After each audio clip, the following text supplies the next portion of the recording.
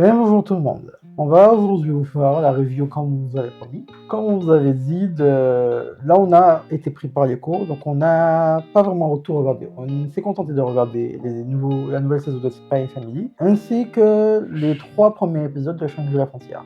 Donc vous aurez notre avis sur ça et sûrement la prochaine vidéo sera sur Ragnar Crimson, Undead Unlock, ainsi que Megiddo. Pour ce qui concerne Spy Family, pour le moment, notre avis à nous, c'est que c'est un bon début, un bon départ. Le premier épisode est mis en scène tous les personnages qu'on a vus précédemment. C'est un épisode qui nous permet de faire un bon retour. Il est marrant, il est intéressant, la petite finisture que Anya fait avec le pote de l'œil, je ne sais plus son nom. Donc, le problème, on parle vraiment du premier épisode, c'est pas un mauvais départ. York a un petit problème parce qu'elle a fait une mission et qu'elle a été blessée. Il passe son temps à croire qu'elle est juste en colère, alors que non, elle essaie juste de ne pas crier de douleur, ne pas éclater de douleur.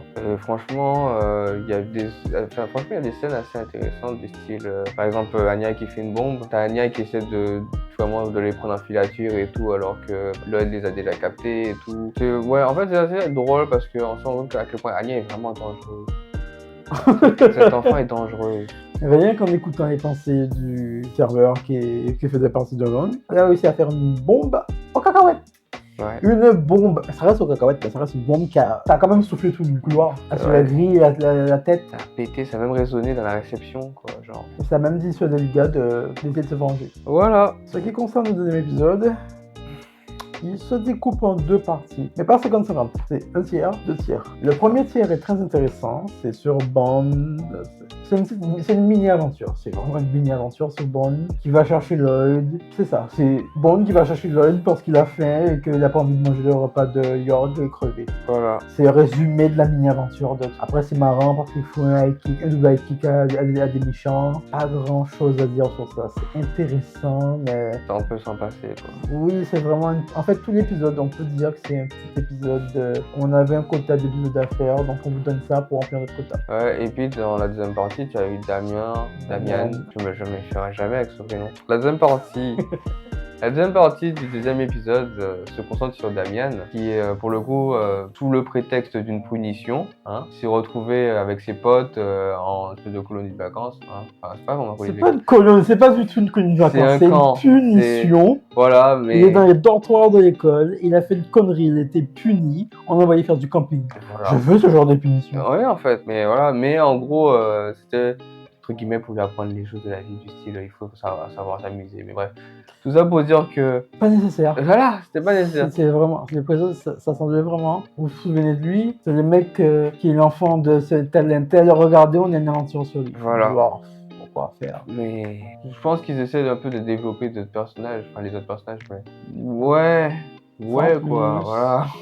En fait, l'épisode entier était pas mauvais, les musiques étaient bien, la fin était bien, oui. Mais pas nécessaire. Mais ouais, on aurait aimé se concentrer sur autre chose, c'est surtout ça. C'est surtout que tout le long de l'anime, on nous pose une intrigue, au final on redémarre pas dessus, on n'a rien vu de la mission de Twilight, on n'a rien vu dessus. Il a rien fait pour faire avancer sa mission. L'épisode 1 c'était sur lui et York qui venait, et l'épisode 2 c'était sur le chien et Damian. C'est un bon démarrage parce que ça reste de l'humour et du marrant, mais un peu déçu parce qu'on s'attendait à autre chose. Après, c'est notre avis. C'est une attente qu'on avait et on est un peu déçu par rapport à nos attentes personnelles. On espère en tout cas que dans la suite, ça va être plus développé au niveau de l'histoire quand même. Et voilà. Puis ensuite, le deuxième animé qu'on a vu, c'était Shangri-La Frontière. Et là, si vous êtes fan de jeux vidéo, que vous avez aimé SAO, mais vous êtes resté sur votre fin, foncez. Ça va être bien. En fait, mis à part que le héros est un peu agaçant, il est difficile à apprécier au début. Et après, vu son histoire un peu, il a fait qu'il... il jouait que à des jeux buggés, en fait. Genre, c'était son dada. Genre, ce qu'il appelle des bouses. Voilà, il se disait comme quoi, tous les jeux qui ont des bugs à répétition, des IA un peu connes, etc. On dit, ouais, ça sera ma cam, tu vois. Donc, c'est plus juste qu'il les finissait pour vraiment les classer comme boost, boost, boost. Voilà. Pas si mal que ça. Mieux que ce qu'on dit. Et au final, Il a testé un jeu qui n'était pas une boost, je la frontière là-bas, c'est pas une boost. Et il est resté sur ça en se disant, pour lui, en fait, il donne vraiment l'impression que tous les jeux ne sont que ça. Alors qu'on lui a vendu un jeu qui était insensé, il a eu des trucs avant de jouer au jeu.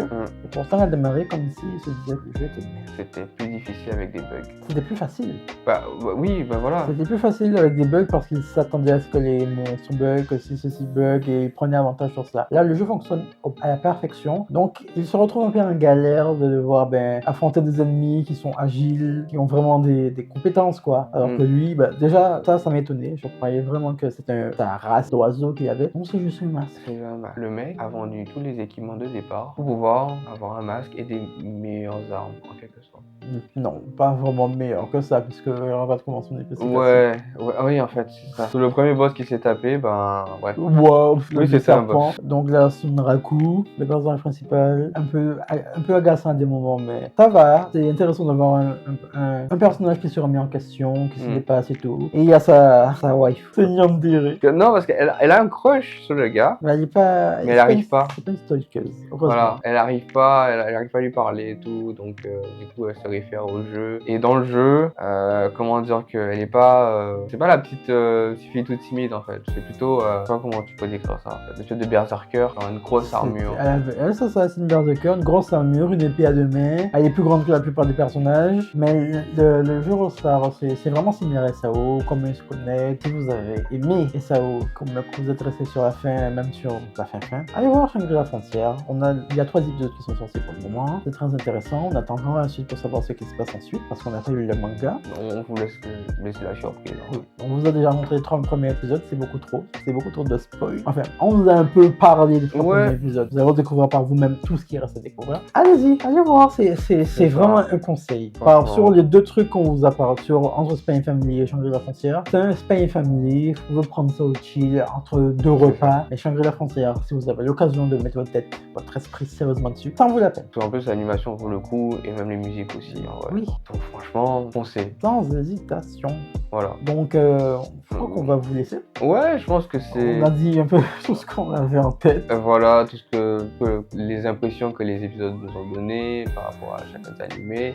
Et si on a des trucs à rajouter, on vous les dira on fera peut-être 2 épisodes par 2 épisodes quand ils sortiront un peu. Voilà. Ça vous laissera le temps vous aussi d'avancer et d'avoir notre avis après. Et s'il y a des avis qui divergent, des trucs qu'on a oublié de dire ici, peut-être que vous les entendrez dans la prochaine vidéo. Donc voilà. Et n'hésitez surtout pas à nous partager vos avis par rapport aux épisodes que vous avez vus dans les commentaires. Ça nous fera toujours plaisir. Et que franchement, abonnez-vous à la chaîne, laissez le pouce bleu comme d'habitude parce que ça fait toujours plaisir.